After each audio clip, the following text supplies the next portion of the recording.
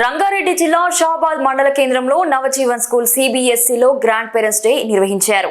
ఈ కార్యక్రమంలో school principal Papireddy, ఉపాధ్యాయులు, విద్యార్థుల తల్లిదండ్రులు, విద్యార్థులు పాల్గొన్నారు.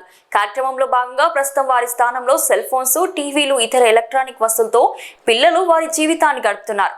ఇలాంటి పరిస్థితుల్లో పెద్దల యొక్క గొప్పతనాన్ని చిన్నారులకు తెలియపరచాలని, వారి అనుభవాలను పిల్లల జీవితాలకు పాఠాలుగా విలువలతో కూడిన జీవన విధానాన్ని ఈనాటి చిన్నలకు అందించాలని ఉద్దేశంతో ఈ గ్రాండ్ పేరెంట్స్ డే జరిపి చిన్నారులచే అమ్మమ్మ, నానమ్మ, తాతయ్యలను పూజించి వారి ఆశీస్సులు పిల్లలకు అందించడం జరిగింది.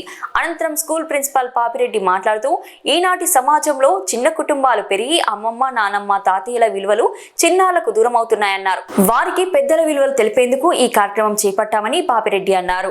పేరెంట్స్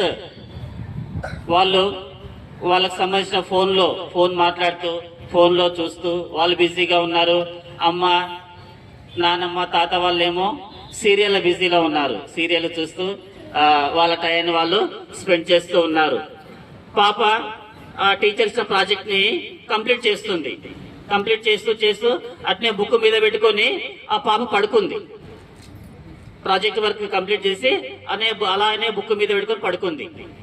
ఆ తర్వాత కొద్దిసేపటి తర్వాత అరే పాప అట్నే బుక్ మీద పెట్టుకొని పండుకుందని చెప్పి వాళ్ళ అమ్మ పాప ఇచ్చిన ప్రాజెక్ట్ వర్క్ బుక్ మూసేద్దామని ఓపెన్ చేసి చూసింది ఏం రాసింది అని. అంటే ప్రాజెక్ట్ వర్క్ ఏమి ఇచ్చారంటే టీచర్, భవిష్యత్తులో అంటే పెద్దగైన తర్వాత నువ్వేం కావాలనుకుంటున్నావు, పెద్దగైన తర్వాత నీవేం కావాలనుకుంటున్నావు అని టీచర్ ప్రాజెక్ట్ వర్క్ ఇచ్చింది. అది ఇదేదో బాగుంది, పాప ఏం రాస్తుందో చూద్దామని అది వాళ్ళ మమ్మీ వాళ్ళ డాడీతో కలిసి చదువుతూ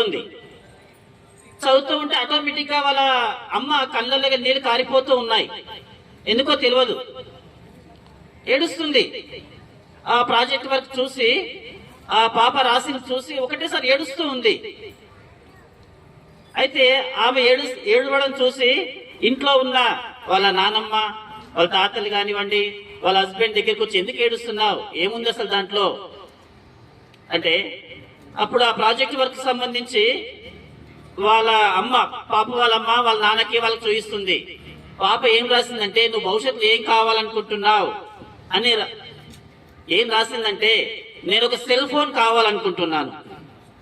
ఎందుకంటే మా నాన్న ఉదయం లేవగానే ఫస్ట్ పట్టుకునే వస్తువు ఏదంటే సెల్ ఫోన్ ని. తనకు బాధ వచ్చినా సంతోషం వచ్చినా మా నాన్న మొట్టమొదట మాట్లాడింది దేంట్లో అంటే ఫోన్లో. నాకు ఇది వచ్చింది, నాకు పలానా వచ్చిందని చెప్పి మొట్టమొదట చెప్పేది ఫోన్లో.